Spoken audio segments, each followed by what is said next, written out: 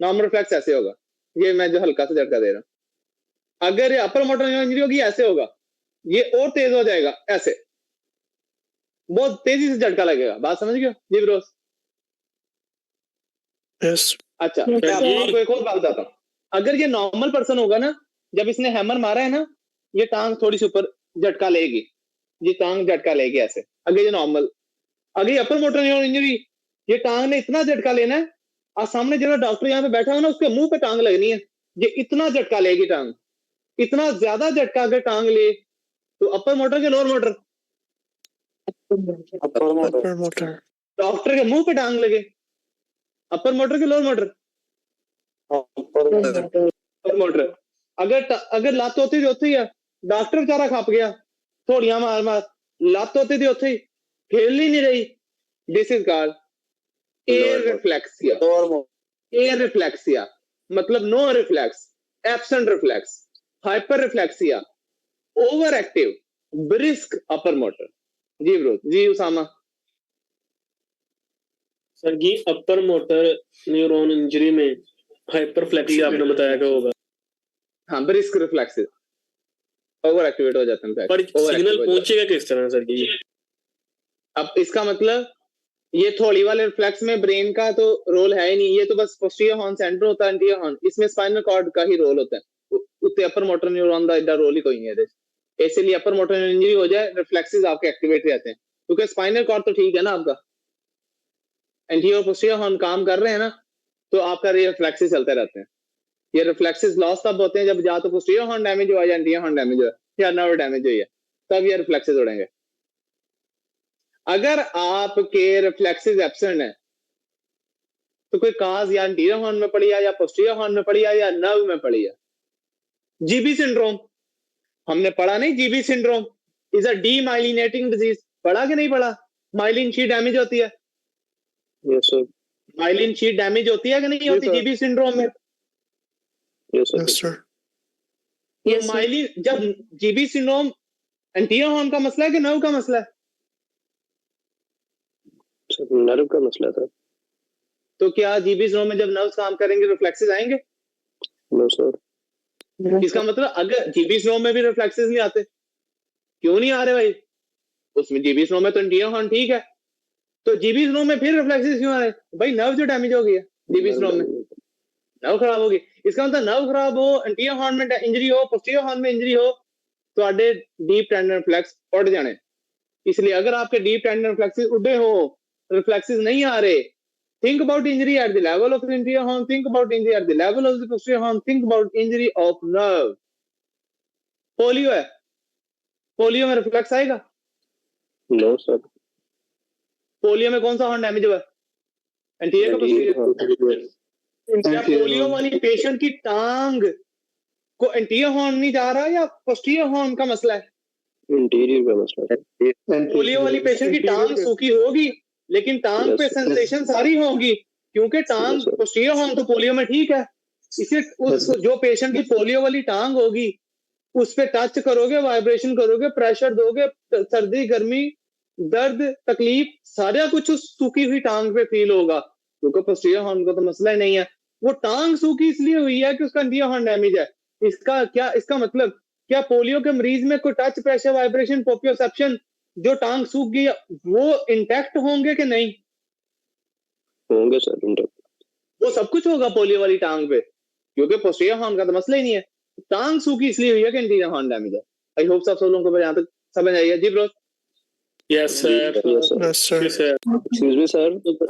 जी जी। सर ये जो फालिज होता है सर, ये अपर है कि लोअर है? हाँ मुझे बताओ, फालिज कहाँ पे हुआ है? स्पाइनल कॉर्ड के अंदर हुआ है कि ब्रेन के अंदर हुआ है? ब्रेन के अगर हुआ है तो सर। तो ब्रेन, क्या एंटीरियर हॉर्न ब्रेन में है?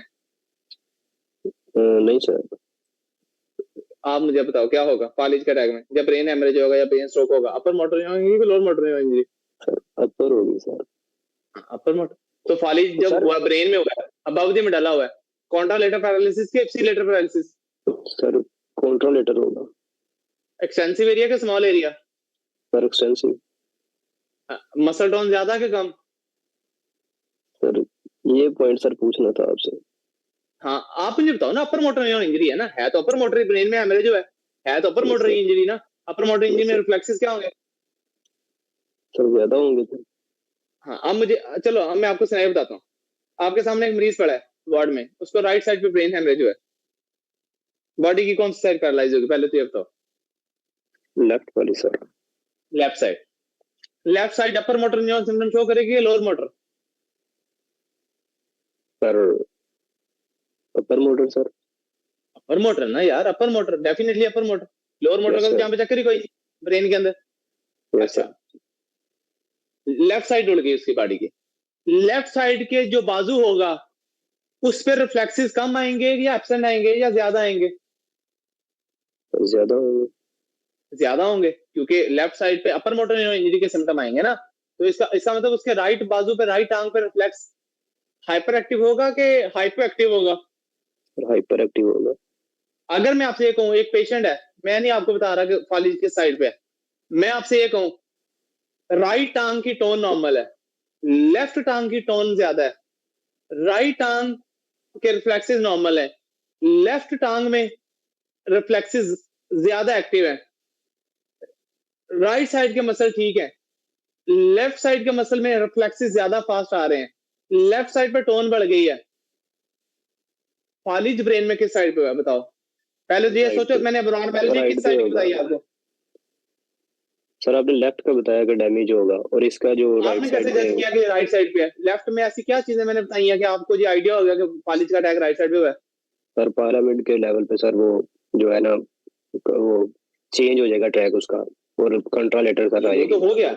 मैंने ऐसी क्या चीजें बोली हैं जो आपने कहा कि ये राइट साइड पे ब्रेन का फालिज का अटैक है? रिफ्लेक्स सर, क्या रिफ्लेक्स मैंने बताए हैं? हाइपर रिफ्लेक्स बताया सर आपने। Hyper reflexia. मसल टोन क्या है लेफ्ट साइड पे? यस, मसल टोन बढ़ गई है। इसका मतलब अगर एक बंदे की राइट टांग की टोन ज्यादा है, राइट टांग के रिफ्लेक्सेस फास्ट हैं, फालिज अटैक कैसे है? Left side sir. Left, exactly. और ये सिम्टम्स अपर मोटर न्यूरॉन शो होंगे ब्रेन हेमरेज में, ब्रेन स्ट्रोक में, या लोअर मोटर? अपर होगा सर। Upper motor. चलो मान लिया, मैं कहता हूं यार below the level of pyramid है, आपका स्पाइनल कॉर्ड डैमेज हुआ है, फिर भी कौन से सिम्टम्स होंगे, अपर मोटर के लोअर मोटर? फिर भी अपर मोटर ही होंगे, लेकिन अब वो कॉन्ट्रालेटरल नहीं कहोगे, वो होंगे ipsilateral. Final yes, below the pyramid अगर इंजरी होगी, जिस साइड पे इंजरी है उसी साइड की पैरालाइज। अबव द पैरामिड जो जिधर इंजरी हुई है, बॉडी ऑपोजिट साइड के पैरालाइज। आई होप आप सब लोगों को बातें समझ आ गई हैं। ये ब्रोस यस सर जी। लेबेंस्की वाला क्या होगा फिर? हाँ जी, लेबेंस्की रिफ्लेक्स सर जी वो भी बता दें। मैं सारा कुछ चाहता हूँ। अच्छा उसके बाद आगे लिखें, उसके बाद क्या होगा? हाँ जी, हाँ जी, पूछो पूछो, क्या कह रहे हो सर जी? अगर हाइपो रिफ्लेक्सिया होगा, अगर हाइपो हुआ तो लोअर मोटर न्यूरॉन, या रिफ्लेक्सेस एब्सेंट है या कम है तो लोअर मोटर, एक्टिव ज्यादा है तो अपर मोटर। ठीक है जी ब्रोस। अच्छा उसके बाद आगे लिखो। लाख टूट गया मेरा। अच्छा उसके बाद क्या है जी? अभी मैं आपको बताता हूं, अभी लिखो बेबिंस्की साइन, BABINC, BABINS क्या है? Babinski sign upper motor neuron injury में पॉजिटिव होता है, नेगेटिव होता है लोअर मोटर न्यूरॉन में। ये मैं बताता हूँ क्या, पहले देख लो। कभी कुर्बानी का गोश्त देखा है? कुर्बानी का गोश्त पड़ा हो तो हिल रहा होता है। ये क्या बताया सिंड्रोम? बेबिंस्की साइन है, ये रिफ्लेक्स है, बेबिंस्की रिफ्लेक्स। अक्सर आपने देखा होगा बेबिंस्की रिफ्लेक्स, आपने देखा होगा जब हम पेशेंट के पांव के नीचे, बेबिंस्की साइन चलो लिख लो पहले, जब हम पेनफुल स्टिमुलस देंगे, टच नहीं करना, पेनफुल स्टिमुलस होना चाहिए। ठीक है, जब मैं इस पेशेंट के पांव के नीचे ये पेंसिल जोर से रगड़ूंगा, नॉर्मल पर्सन की, कि मैं आपके पांव के नीचे हो जाएगा, अगर मैं पेंसिल जोर से रगड़ू ना, आपके पांव की उंगलियां ऐसे नीचे को हो जाएंगी, यस सर, नीचे को हो जाएंगी। प्लांटर फ्लेक्शन, उंगलियां क्या हो जाएंगी ज़ैफा? रिफ्लेक्शन होगी सर। Planter flexion.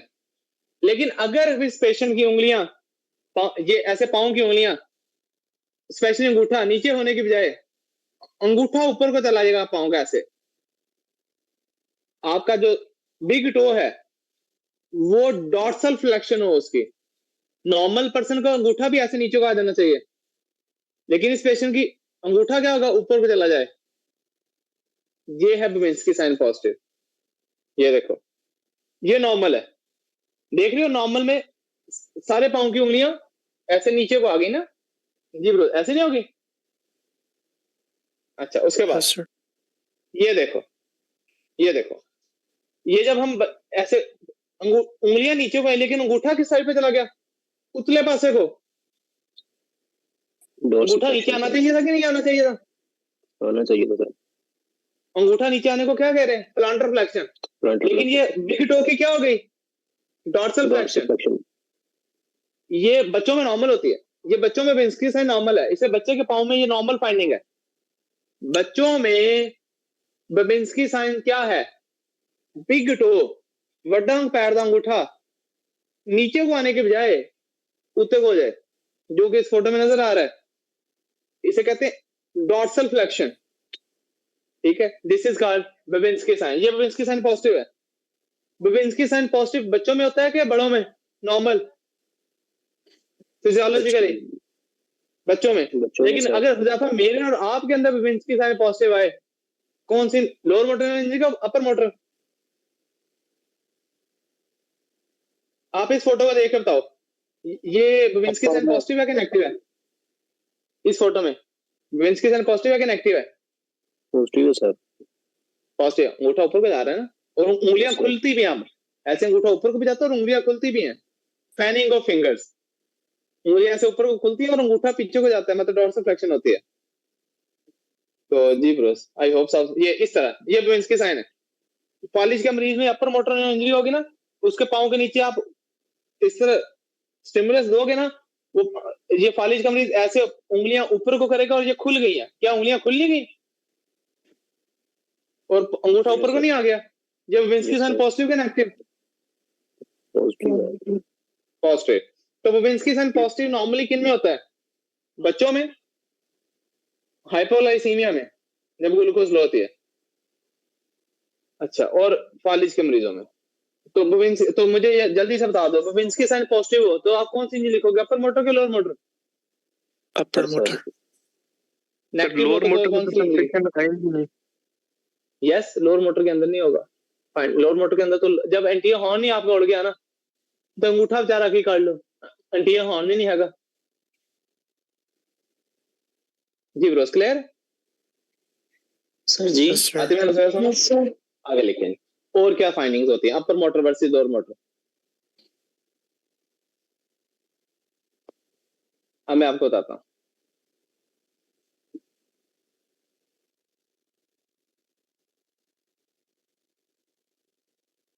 कभी आपने, मैं आपको बताता हूँ, ये देखें,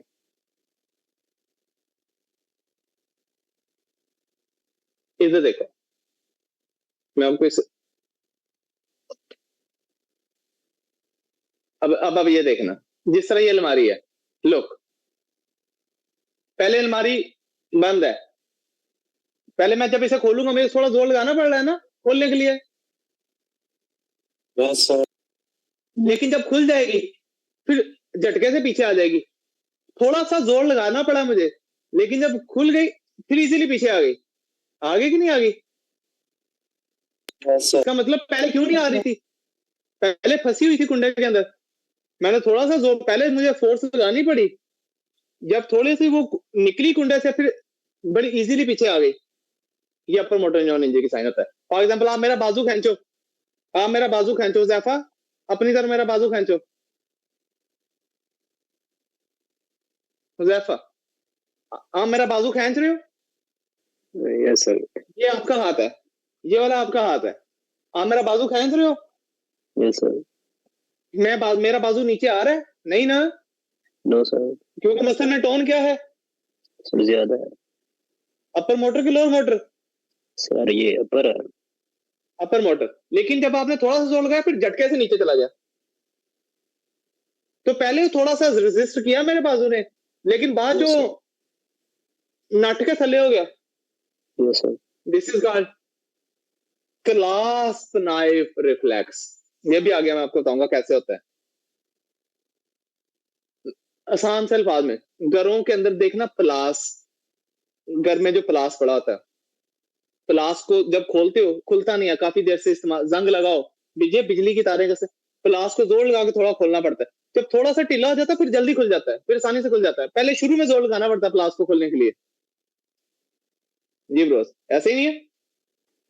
यस सर। चाकू यार, सिंपल, ये चाकू देखो, जब ये चाकू बंद होता है तो थोड़ा जोर लगाना पड़ता है बाहर निकालने के लिए, लेकिन जब थोड़ा सा बाहर आता है फिर क्लिक करके खुल जाता पूरा। ऐसे ही नहीं है? Yes sir. Yes, sir. जी सर, ऐसे ही है। This is called class. ये देखो, ये अभी जो है ना, ये चाकू है, मैं इसको ऊपर खींचूंगा ना, आसानी से नहीं निकलेगी ये ब्लेड, थोड़ा जोर लगा, लेकिन जब थोड़ा सा ऊपर आएगा फिर क्लिक करके पूरा खुल जाएगा। तो ऐसे ये मसल होते हैं, आप जोर लगाओगे ना नहीं आ रहे नीचे, थोड़ा सा जोर लगाओगे फिर झटका लगा के नीचे चले जाएंगे। जब ये इस तरह के हो कि मसल पहले के मैं नहीं हिलना, आपने थोड़ा सा जोर लगाया फिर आगे नटके ना पड़ा ना मसल आपके, दिस इज कॉल्ड, जी bro, upper motor neuron injury sir. Clasp knife reflex. This is called clasp knife reflex. Upper motor की lower motor? Upper motor. Upper motor. मैं आपको इससे एक एग्जांपल देता हूं। देखना, मैं जिम में हूं, ये एक डंबल है, ये दूसरा डंबल है, मैं जिम कर रहा हूं, यस सर। ये डंबल है 5, इधर देखो, ये 5-5 किलो का डंबल है। क्या मेरे मसल के अंदर फोर्स है? 5 किलो वजन उठाया हुआ मेरे मसल ने? Yes sir. जी Yes, सर। sir. आपने मुझे जोश दिलाया कि कॉमन सर जी, कॉमन सर जी हुए कॉमन, सर जी ने उठा लिया 20 किलो का डंबल। मसल ने अगो सीधा हो जाना, उन्हें कहना भाई क्या है 20 किलो वाली जान ही नहीं है।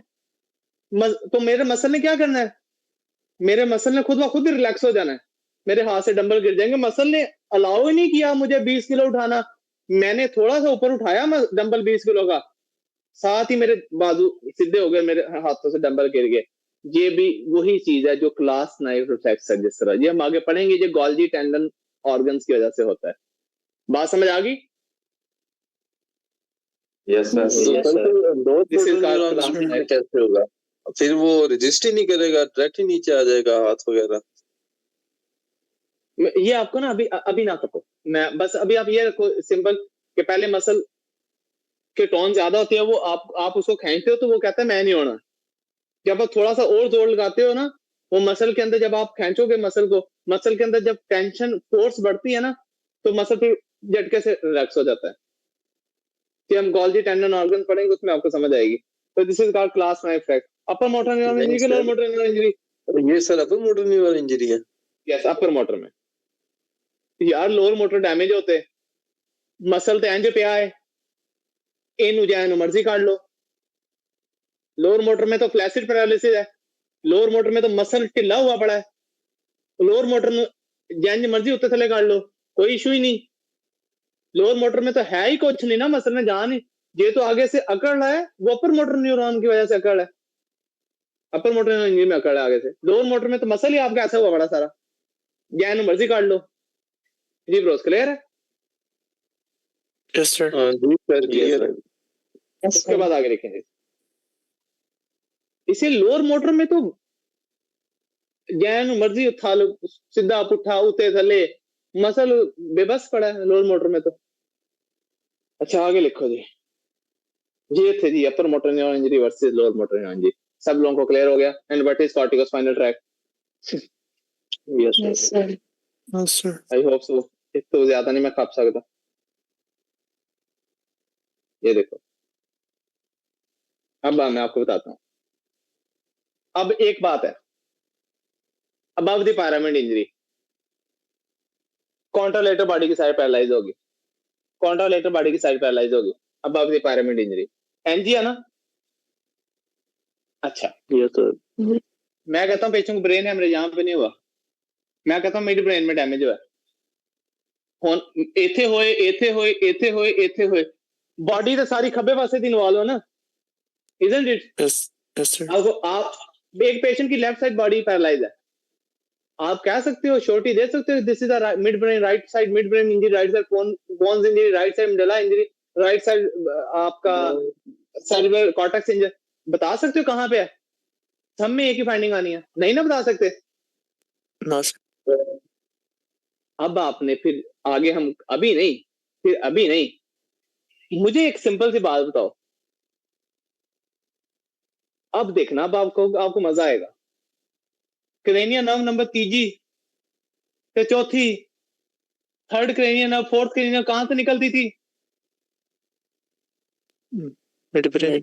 मिड ब्रेन से सर अगर तीसरी नर्व भी डैमेज हो, अगर मिड ब्रेन में इंजरी होगी राइट साइड पे, तो बॉडी की लेफ्ट साइड तो पैरालाइज होगी, लेकिन मिड ब्रेन की इंजरी में थर्ड नर्व के सिम्टम भी आएंगे कि नहीं आएंगे?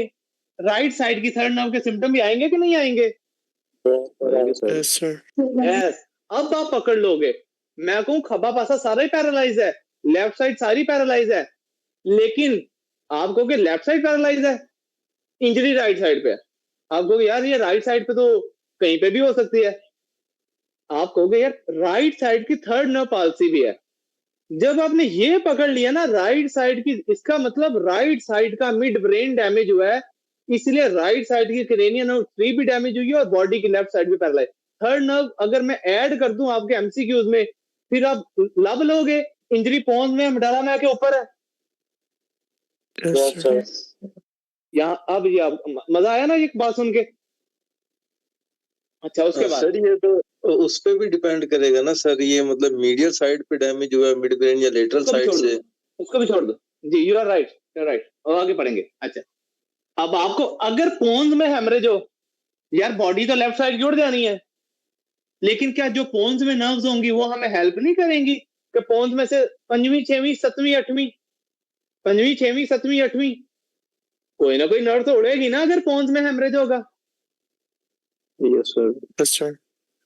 इसका मतलब अगर पोन्स में हेमरेज होगा राइट साइड पोन्स में, बॉडी तो फिर भी आपकी खब्बी साइड पूरी उड़ जानी है, लेकिन फिर थर्ड के नहीं, फिर पोन्स वाली नर्व्स के सिम्टम भी मैं आपको साथ बताऊंगा।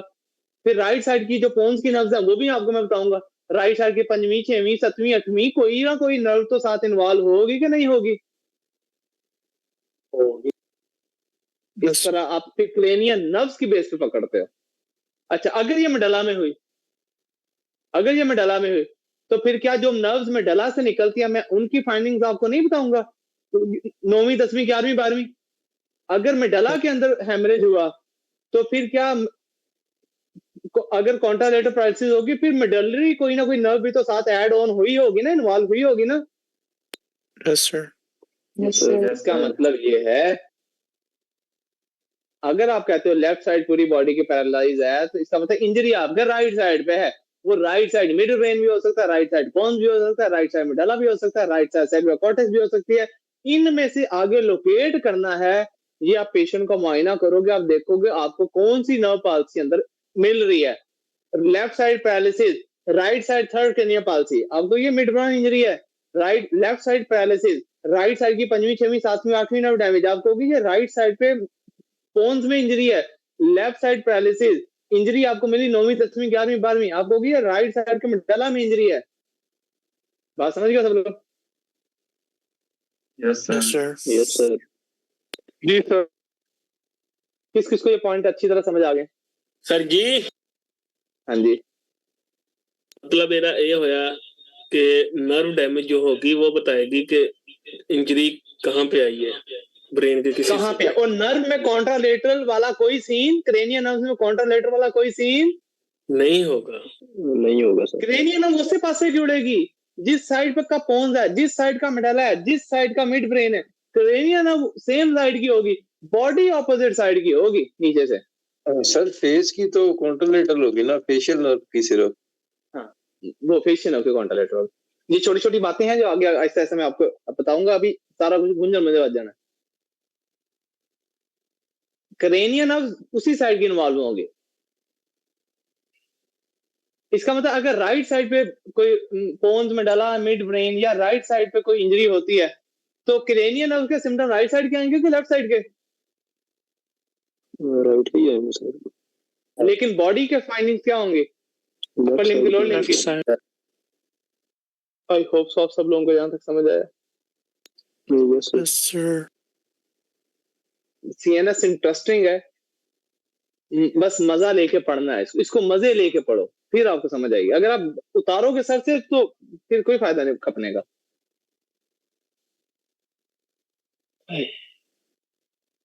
सर बहुत है, थोड़ा एक ही रहेगा। कंफ्यूजिंग है पर बहुत अगर है सर। समझ आ जाए तो फिर आसान है। बहुत है सर, काफी है sir. Thank you sir, thank you so अब मच। रिवाइज बहुत है सर, अब बहुत रिवाइज है। कहने से गालें, अल्लाह हाफिज सर। एक मिनट। जी मैं वही जी, डॉक्टर कौन रिवाइज करेंगे? डॉक्टर अपना अलीना। सर ये बताया जो मिडिल आर्म में बताया कि जब इसमें इंजरी होगी तो कौन सा सेंटेंस आएगी? नेट क्या कह डिस्कनेक्ट हो रहे गया हो था। आशा? जी आपने कहा था जब ये मिड में इंजरी होगी तो थर्ड की इन्वॉल्व होती है, एग्जाम्पल आपने कहा था। फिर आपने कहा जब हाँ। कौन में इंजरी होगी तो कौन सेंटेंस भी आएगी। तो फिर पोन्स वाले नर्व्स के सिम्टम में आएंगे।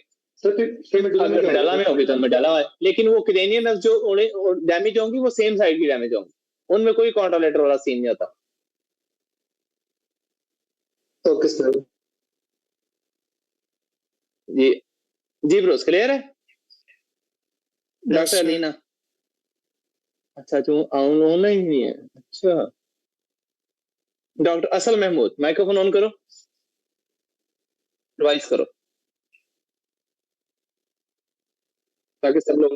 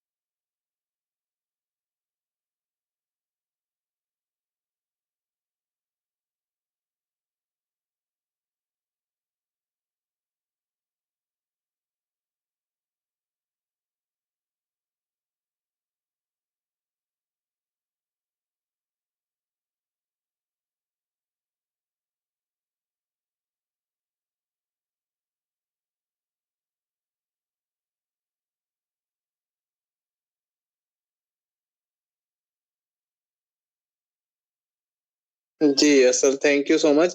पर अच्छा मैं आप लोगों को ना आगे ये भी बताऊंगा कि राइट साइड का अगर पोन्स या मेडला डैमेज हुआ है ना, तो राइट साइड का पोन्स किधर से डैमेज हो तो कौन सी, अब पोन्स को भी आगे हम राइट साइड के पोन्स को भी आगे जो है दो दो हिस्सों में डिवाइड करेंगे कल को। जी ब्रोस क्लियर है?